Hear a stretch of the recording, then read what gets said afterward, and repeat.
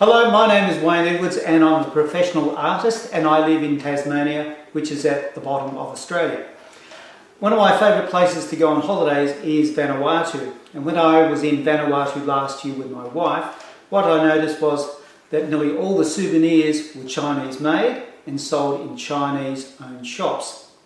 I thought this was a great shame because local people were missing out on the potential to earn an income and also an opportunity to express themselves and their culture. I believe with a little bit of art training, almost anyone with some talent and hard work can produce a saleable painting. Therefore, I am putting together this series of art training lessons to help anybody who's living in Vanuatu to be able to do some drawings and paintings and sell them to tourists. Now, it doesn't really matter how old you are, it doesn't matter whether you're a child or an adult, male or female. As long as you've got time to put into the practice, that's the most important thing. So it's a little bit of talent and practice, practice, practice. So, how long will it take for a person to learn the skills to be able to produce a saleable painting? Well, I think if you've got a little bit of talent and you practice and keep practicing for quite some time, I think you could produce a painting or a saleable drawing within, say, 3 months.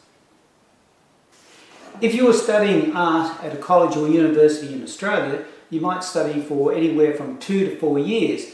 But that's because in those institutions, they'll cover things like psychology, philosophy, and art history. But we're not going to cover any of that. We're just going to be looking at the most basic means of producing a drawing, a saleable drawing, and a saleable painting.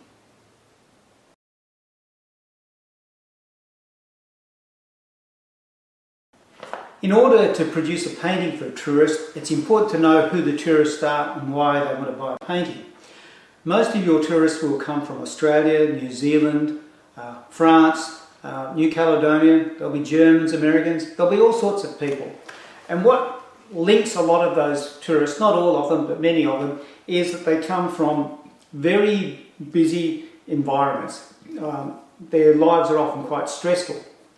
So they come to Vanuatu to experience beautiful nature and to relax largely.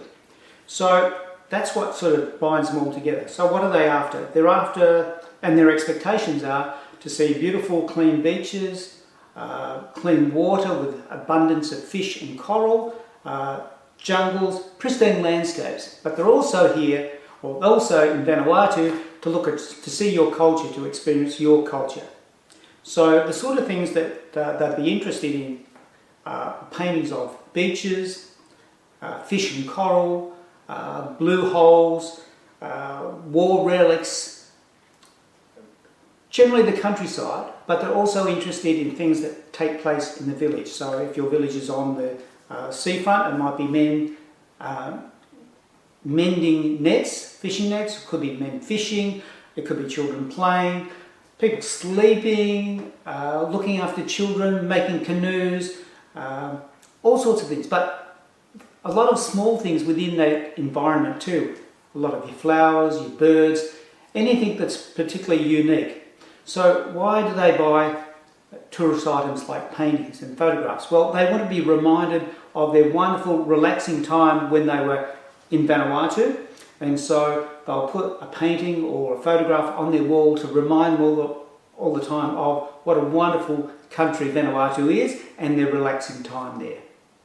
When tourists go to a place like Vanuatu, they have a dream, they have a perception of what the place is like. So they'll be dreaming of pristine beaches, very clean water, clean streams, no rubbish around the place.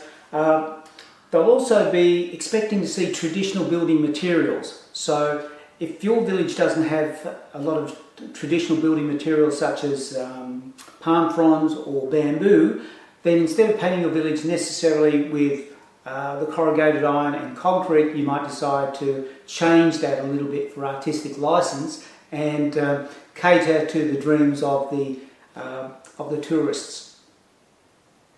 You should be painting the subjects that you're familiar with. So if your village is near the sea, then paint your village, paint the scenery around your place, which might be a beach or islands or whatever, but if you live inland a bit and you've got jungle around you, then paint the jungle and the flowers and plants.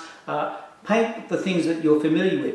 When you have a lot more confidence, then you can start painting things that you're unfamiliar with, which is, of course, takes a little bit more effort, a little bit more time to learn.